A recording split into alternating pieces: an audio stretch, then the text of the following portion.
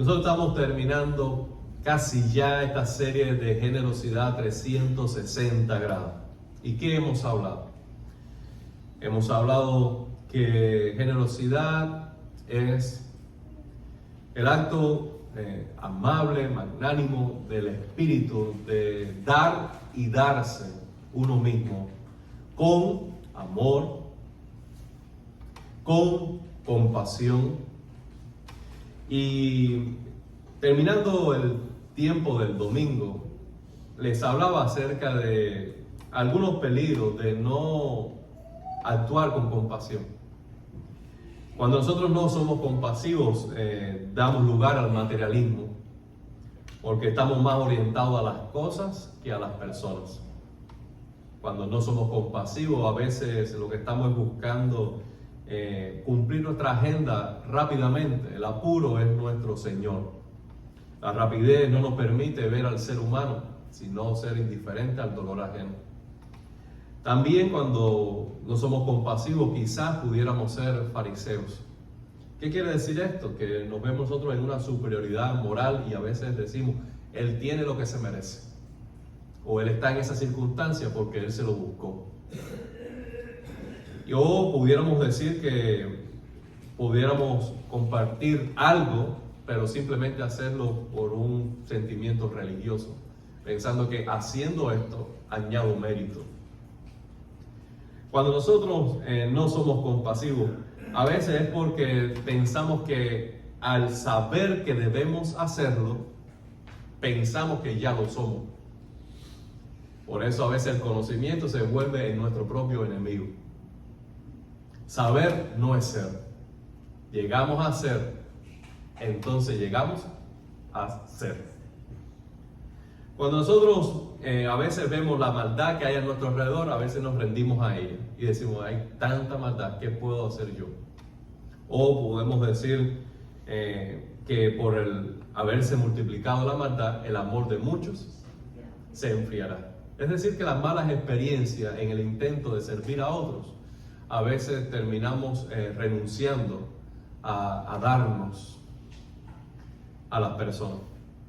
Todos estos son peligros para nuestra generosidad compasiva. Pero el desafío del Señor es a seguir siendo como Jesús. Hoy yo quiero hablar de otras formas de dar.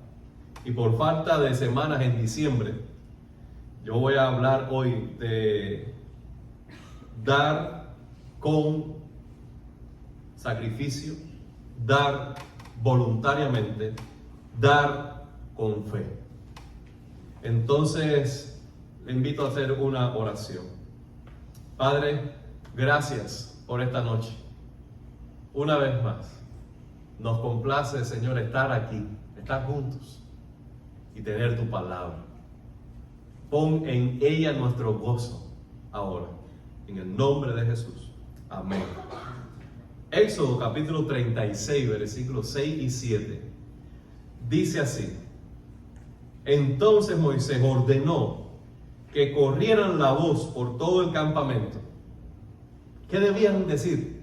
Que nadie, ni hombre ni mujer, haga más labores, ni traiga más ofrendas para el santuario. Así que los israelitas dejaron de llevar más ofrendas, pues lo que ya habían hecho era más que suficiente para llevar a cabo toda la obra. Aquí está hablando de una generosidad extravagante. ¿Cuál era el proyecto? Dios había sacado ya al pueblo de Israel bajo el liderazgo de Moisés. Había dado la ley por medio de Moisés y en el Monte Santo le había dado a Moisés un modelo detallado para construir un tabernáculo. Ahora, ustedes recuerdan que cuando el Señor dijo al pueblo de Israel que saliera de Egipto, en la salida le dio un mandamiento. ¿Y cuál fue? Que cada uno pida a su vecino de todo. Oro, plata, tela, manto, de todo. Pida a sus vecinos que el temor de Jehová está sobre ellos y les van a dar todo lo que le piden. Llegado este momento, de lo que el Señor le dio, ellos ahora debían dar para el proyecto de la construcción del tabernáculo, donde de manera simbólica y presente estaría la presencia de Dios entre el pueblo. Se le había dicho al pueblo: ustedes ahora tienen el privilegio de participar en un proyecto divino y deben dar. En ese momento, quizás cualquiera, adolescente, cualquier joven diría: no, pero este brazalete, no, esta tela, no, esto lo voy a reservar para mí porque esto. Pero ellos no actuaron así, sino que ellos tenían bien claro que antes de este punto, ¿qué eran ellos? Dime, Luis. Esclavos. ¿Qué tenían ellos? Nada. De manera que lo que ellos portaban en el peregrinar del desierto, en el camino hacia la tierra prometida, lo que ellos portaban, lo que ellos disfrutaban, lo que ellos guardaban bajo esa tienda, era de Dios. Dios se los había dado y ahora ellos voluntariamente debían ofrendar, y ellos lo hicieron. Nosotros igual, amado hermano. Nosotros éramos esclavos del pecado. Jesucristo nos salvó de nuestros pecados, de la culpa de nuestros pecados en la eternidad, de la maldición del pecado aquí y en el presente, y ahora tenemos libertad en Cristo. Amén.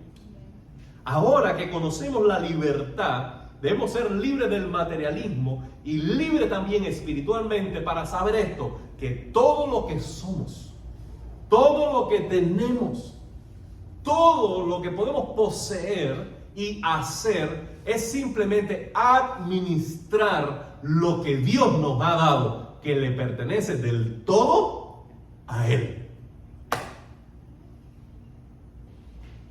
Cuando nosotros somos conscientes de esto, sucede lo que sucedió en el pueblo de Israel: damos generosamente. Aquí eran ofrendas. Es decir, que cada uno iba a dar lo que quería dar. No era un diezmo, no era algo específico, una cuota específica, sino una ofrenda espontánea del corazón, voluntaria. Y dieron tanto que el propio Moisés dijo: ya tenemos lo suficiente, que nadie traiga más. ¿Ustedes se imaginan? Que nadie dé más, que nadie ofrende más, que ya tenemos lo suficiente. Yo creo que este es el sentir que debe caracterizarnos a cada uno de nosotros y a cada discípulo de Jesús en la participación de la misión del reino de Dios. Por eso Pablo dice: yo con el mayor placer gastaré todo lo mío, y yo mismo me gastaré del todo por amor a vuestras almas. El discípulo de Cristo, el miembro de la iglesia de Jesucristo, está comprometido con el proyecto de Dios, de tal manera que da libremente, generosamente de lo que tiene para el Señor. Ahora, en segundo libro de Samuel, capítulo 24, versículos 24 y 25, nos dice: pero el rey David respondió a Arauna: eso no puede ser. No voy a ofrecer al Señor mi Dios holocausto que nada me cueste. Te lo compraré por su precio justo. Así fue como David compró el lugar donde se limpia el trigo y los bueyes por 50 siclos de plata. Allí construyó un altar al Señor y ofreció holocaustos y sacrificios de comunión. Entonces el Señor tuvo piedad del país y se detuvo la plaga que estaba afligiendo a Israel. ¡Qué pasaje! Lo que sucedía era que en este punto de la vida de David, ya en una etapa madura, le vino al corazón hacer un acto muy necio, y es contar al ejército. El hecho de contar al ejército era transferir su confianza a la fuerza militar. El general que tenía dice, ¿por qué hace esto el rey? Lo que tiene el rey, que el Señor se lo multiplique, pero ¿por qué ese capricho de contar? Él persistió y lo logró, y empezó el conteo. Ese acto de transferir su confianza de Dios a la fuerza militar no le agradó a Dios. Por tanto, vino una disciplina para David y para el pueblo. Dios le dio 3 opciones. Una de las opciones, los detalles usted la lee allí en Mateo, perdóname, 2 Samuel 24. Una de las opciones era estar en manos de Dios mientras él daba lugar a una plaga en el pueblo. David dijo, mejor en las manos de Dios que en las manos del hombre. Y por eso escogió esta. Y empezó la mortandad. Pero la mortandad era tan grande que él quería detenerla. Y pensó que para detenerla debía hacer un sacrificio. Va entonces a la tierra de Arauna. Y Arauna le va al encuentro y le dice cuál es el motivo de su visita. El rey le dijo que yo quiero hacer un sacrificio y estas son las razones. Y Arauna le dijo, no, todo lo que quiera el rey, tómalo, es tuyo. La tierra, la leña, el animal, lo que quiera, yo lo doy, es tuyo. Y esta fue la respuesta que acabamos de leer. Eso no puede ser, porque no ofreceré al Señor mi Dios holocausto que no me cueste nada.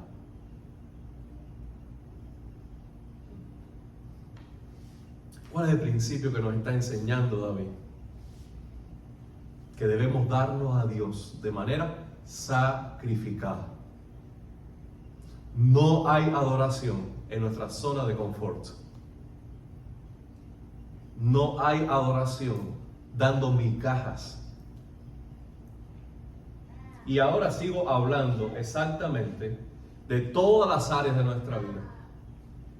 Migajas de tiempo, migajas de afecto, migajas de oración, migajas de lectura bíblica, migajas de testimonio, migajas de diezmo y de ofrenda, migajas. No hay adoración en las migajas. Dios no está necesitado de alimentarse de migajas. El Señor recibe el corazón que se sacrifica. El sacrificio nos debe costar. Es por el sacrificio que cuesta que nuestros pecados fueron perdonados. Es por el sacrificio que cuesta que el Evangelio llegó a todo el mundo conocido. Es por el sacrificio que cuesta que la traducción de la Biblia llega a nuestro propio idioma hoy en día. Es por el sacrificio que cuesta que se planta una iglesia. Es por el sacrificio que cuesta que prospera el reino de Dios en las naciones. Es por el sacrificio que cuesta. En la zona de confort no ocurre nada bueno, nada fructífero, nada que se multiplica. Nada. Practiqué por un tiempo remo. Y en la zona de confort del esfuerzo físico no hay ningún tipo de desarrollo. ¿No es verdad, papá? ¿Qué hace entonces el entrenador? El entrenador te lleva a ti hasta el límite consciente tuyo de tu fortaleza física. Y allí entonces presiona. Es increíble. Tú puedes avanzar en las primeras etapas del ejercicio de 10 en 10 libras. A veces de 20 en 20. Llega un punto que tú estás al límite de tu capacidad y después un dedo hace la diferencia. Un dedo puede ser la diferencia para levantar el peso o para hundirte debajo de él. Un dedo. Pero es allí, en ese punto, donde se desarrolla tu capacidad. En el acto de correr para desarrollar la resistencia, yo estuve en diferentes momentos, clima, donde dije, no puedo más. En más de una ocasión la fatiga fue tal que yo arrojaba las bilis, no teniendo nada en el estómago, algo amarillo salía de mi boca. Pero cuando yo pensaba que no podía más, tomaba un aire y comenzaba de nuevo la carrera, y a veces duraba 30 minutos más, 45 minutos más de ese punto clive. Entonces, es allí donde hay un desarrollo, donde hay un crecimiento. En la zona de confort de tu vida espiritual no ocurre nada bueno. ¿Sabe qué ocurre en la zona de confort? Está David mirando en la azotea. A media tarde, después de dormir toda la mañana, mientras el ejército está en pelea. ¿Y qué se le ocurre a David? Codiciar a una mujer, tener adulterio y arruinar su vida de feria. Eso es lo que ocurre en zonas de confort. Ahora tú mira las áreas de tu vida. Esta es mi salud física. En tu zona de confort no ocurre nada bueno. Esta es mi vida familiar. En tu zona de confort no ocurre nada bueno. Esta es mi vida financiera. En tu zona de confort no ocurre nada bueno. Tú debes llevar tu vida a ese punto de sacrificio para que cuando te cueste, entonces surja la adoración. David dijo, eso, Araúna, no puede ser. Si en tu vida cristiana la estás llevando tan suave, tan fácil, tan ligera, que no te cuesta, que no te pesa, que no haces sacrificio, que no te estás negando a ti mismo en algo, que no estás renunciando a algo, que no estás entregando algo, que no estás doliéndote algo que estás ofreciendo a Dios, si no estás en ese punto en tu carrera con el Señor, déjame decirte, no estás adorando. Porque no se trata de lo que estás dando, se trata de tu corazón que está cómodo en esa zona de tibieza, de confort de la carne, de comodidad para ti mismo. Tú debes dar un paso más adelante, porque no daremos al Señor sacrificio que no nos cueste. MCC solo se va a edificar sobre los hombros de quienes se sacrifican. Solo va a suceder así. La multiplicación de discípulos espontánea en Miami va a ocurrir sobre la vida de aquellos que se sacrifican. Las misiones internacionales se van a desarrollar sobre las vidas de quienes se sacrifican. De tal manera que todos estamos llamados a hacer un sacrificio vivo para el Señor. Porque sin sacrificio no hay adoración.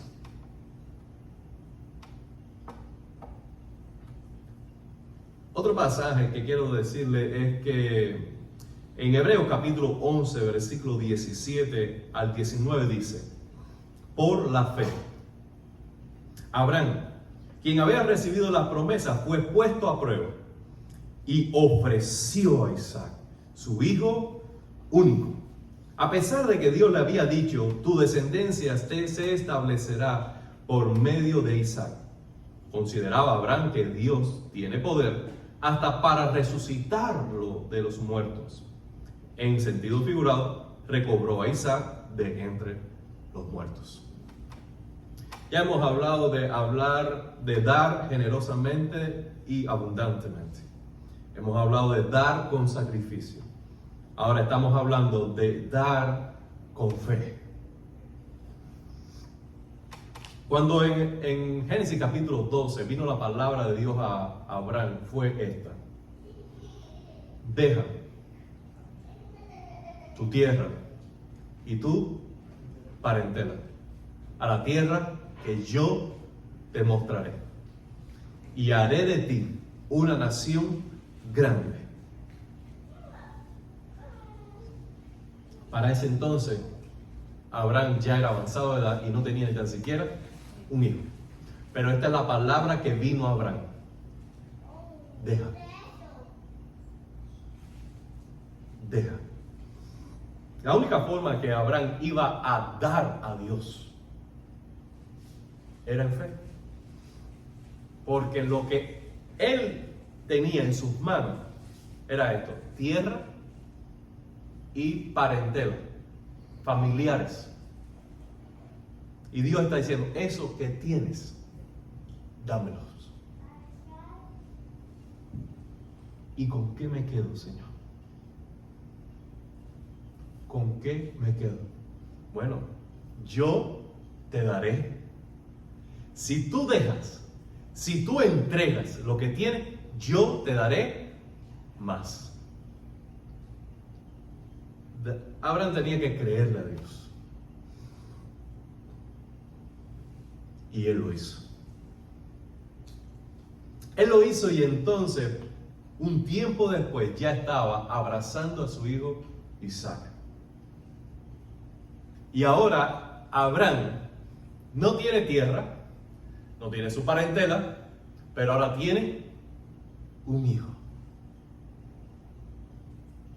Y Dios viene una vez más a Abraham y le dice, dame a tu hijo, a tu único. Es curioso cómo el Señor trata con cada persona, como Él quiere. Y Dios fue insistente con Abraham de que él entregara lo que él poseía como su mayor herencia en esta tierra. Y ahora dice, dame a tu hijo. En Génesis capítulo 22 nos dice que Abraham se levantó al siguiente día, muy de mañana, y camino de 3 días llegaron al monte que debía sacrificar a su único hijo. El hijo le pregunta, aquí tenemos leña, aquí tenemos fuego, ¿dónde pues está el sacrificio? Y Abraham dijo, Jehová proveerá. Ahora, ¿qué estaba pasando por la mente de Abraham? ¿Cuál era el proceso interior, el diálogo que tenía Abraham en su corazón? Dice Hebreos lo que no nos dice Génesis. Por inspiración divina, el escritor de Hebreos dice que Abraham creía que Dios era capaz de levantar descendencia aún de su hijo después de sacrificarlo. Teniendo esto en mente, en la fe de que Dios iba a poder resucitar a su hijo aún después de muerto, porque él, algo que no iba a hacer Dios era faltar a su palabra. Yo no sé por qué Dios me está pidiendo mi hijo, pero yo sé lo que Dios me prometió, que a través de este hijo me iba a dar a familia, y familia iba a ser una nación. Así que yo no sé lo que va a hacer Dios. Él me está pidiendo que yo lo entregue, yo lo voy a dar. Él es capaz de resucitarlo. Y él subió al monte. Y él hizo el altar. Y él amarró a Isaac. Y él levantó el puñal. Y el ángel lo detuvo. Porque Jehová proveyó cordero. Amado hermano, para dar hay que conocer a Dios y creerle a Dios. Está el joven terminando su bachelor y está batallando con este pensamiento. Dios me está llamando al ministerio, pero yo he soñado toda la vida de tener una carrera en ¿qué haré?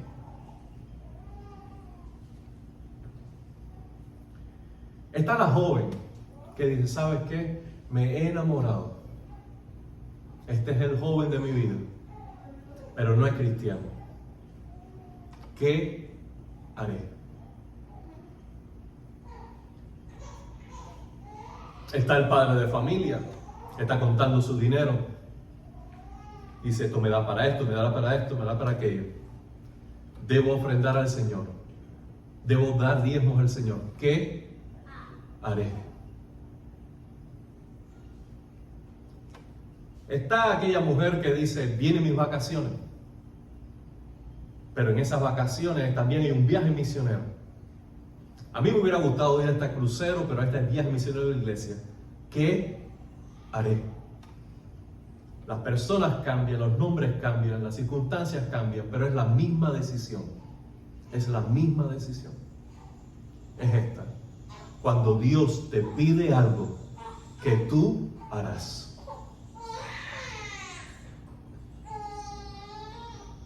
Tu capacidad de darle a Dios lo que Él te está pidiendo descansa sobre tu fe en Él. Porque tú debes creer que el Dios que te pide es capaz de darte más de lo que tú tienes ahora.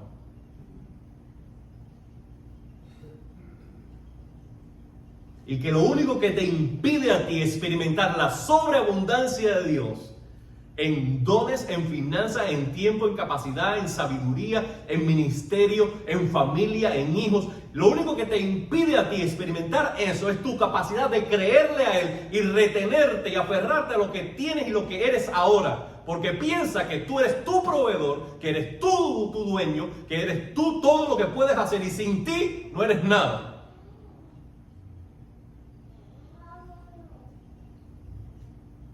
Pero cuando tú conoces a Dios, cuando el Espíritu de Dios viene a tu corazón, lo que Él te pide, tú lo pones en el altar. Porque Dios es capaz de resucitar de los muertos a Isaac. Lo que te impide a ti darle a Dios, lo que sea que Él te está hablando al corazón hoy, es tu incredulidad y tu capacidad pobre de poner tu confianza en Él y descansar en Él. Pero cuando tú le conoces, tú te rindes. Después experimentas el milagro.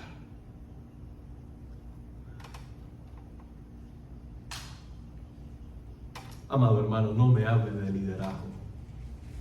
No me hable de lindos sueños. No me hable de responder a llamados. No me hable de grandes aspiraciones. Si reserva para ti lo que Dios te está pidiendo, cualquier cosa que sea.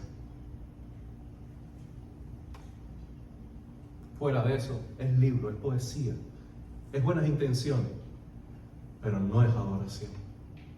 Quienes experimentan a Dios son estos. Lo que Dios habla, y ellos dicen amén. Cuesta, se sacrifican. Después experimentan a Dios de una manera extraordinaria. Y esa experiencia forja su carácter y lo hace un arma, un instrumento, una espada en la mano del Señor para hacer guerra por el reino de Dios. Fuera de eso, no hay poder en la vida de nadie. ¿Tiene sentido lo que estoy hablando? Todo lo otro es que yo leí esto en este libro. No, porque mira, yo escuché a este predicador. No, ¿verdad? No, es que a mí me dijo, mira, yo me senté con Lorena y Lorena me explicó que fuera de eso es... Tú quieres experimentar a Dios. Tú quieres tener poder espiritual. Tú quieres estar en el army de Dios. Tú quieres ser protagonista en la obra de Dios. Tú tienes que rendirte en el altar. Creerle a Dios. Moverte en fe y caminar sobre las aguas.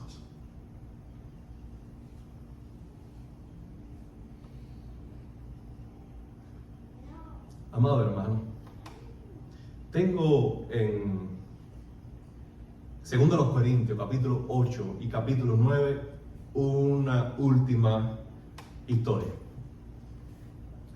Capítulo 8 y 9 nos está hablando del momento de una pobreza crítica en Jerusalén. Vino una hambruna cruel sobre Jerusalén en la etapa de la primera iglesia. Cuando Pablo responde al llamado, después de 14 años, él regresa a Jerusalén. Y en Jerusalén, él se da las manos con Juan, Jacob y Pedro.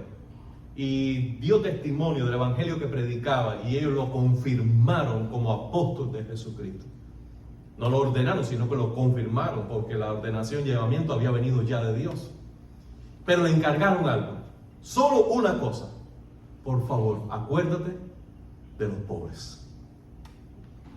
Pablo guardó eso con mucha honra, como una palabra de hombre.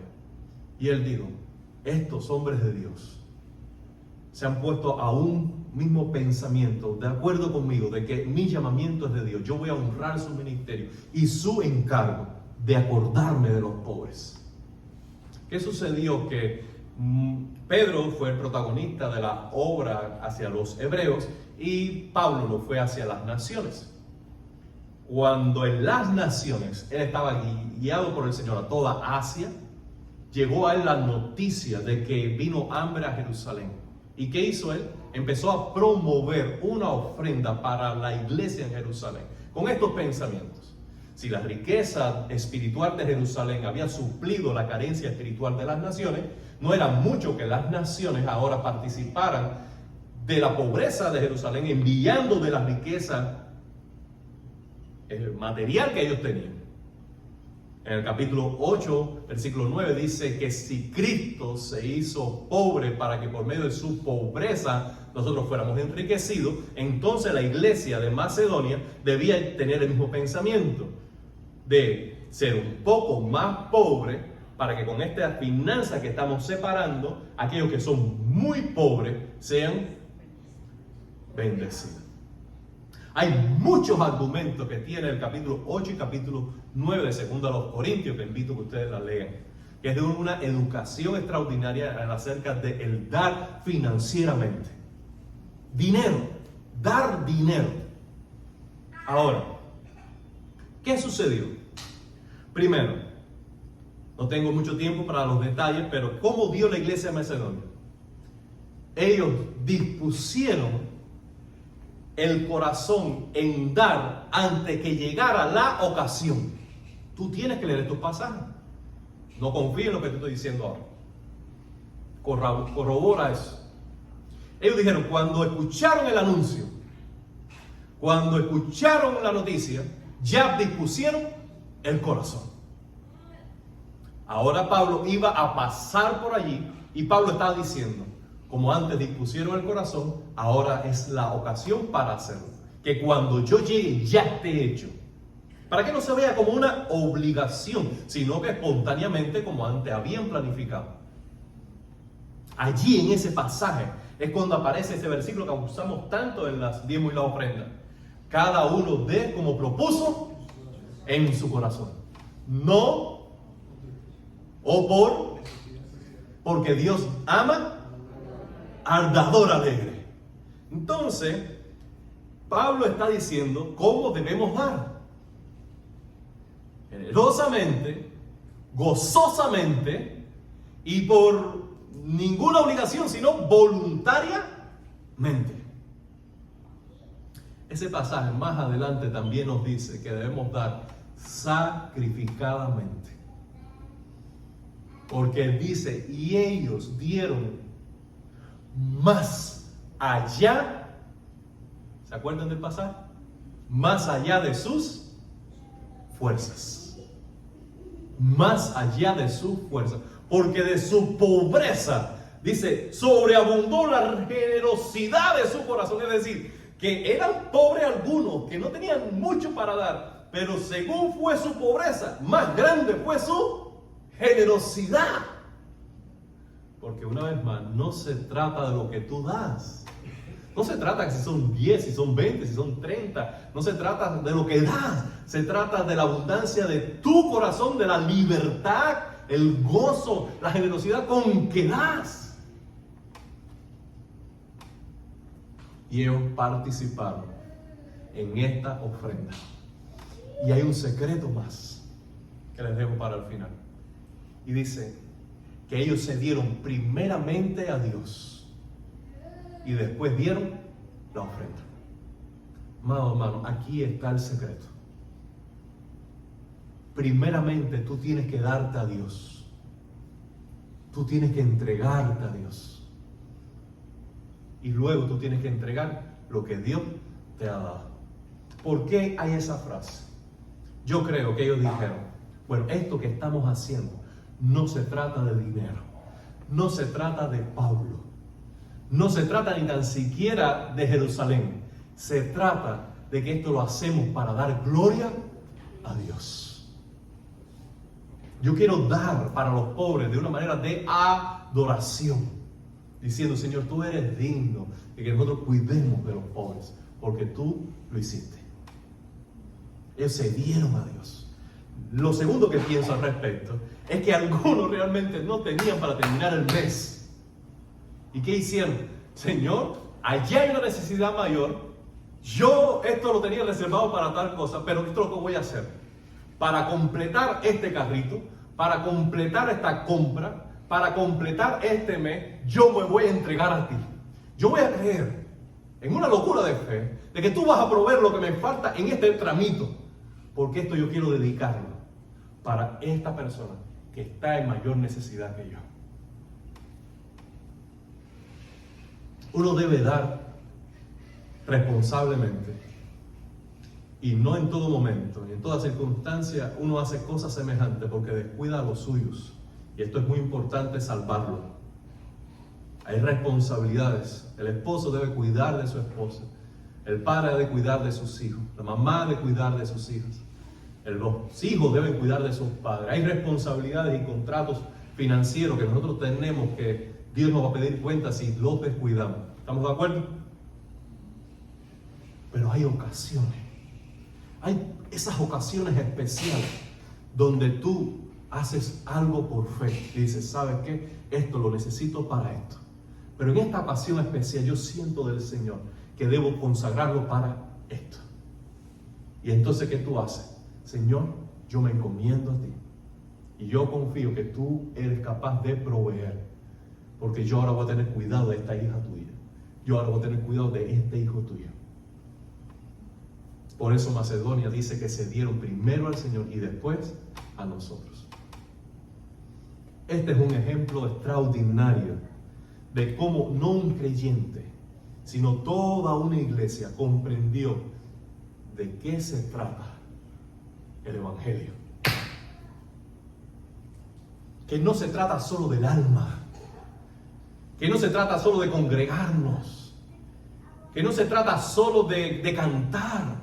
Se trata de a veces dar sacrificadamente, voluntariamente, generosamente a cosas físicas como pobres, a proyectos como plantaciones de iglesia.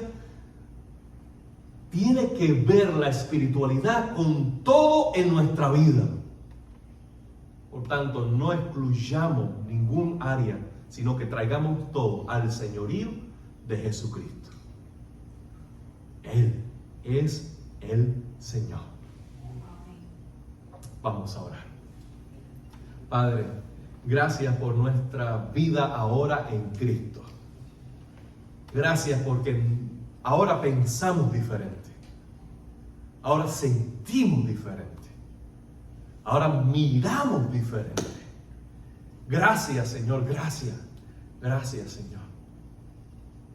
Padre, pedimos que tu Espíritu continúe calando a los cimientos de nuestra personalidad, de nuestra voluntad, y que podamos nosotros rendirnos a ti.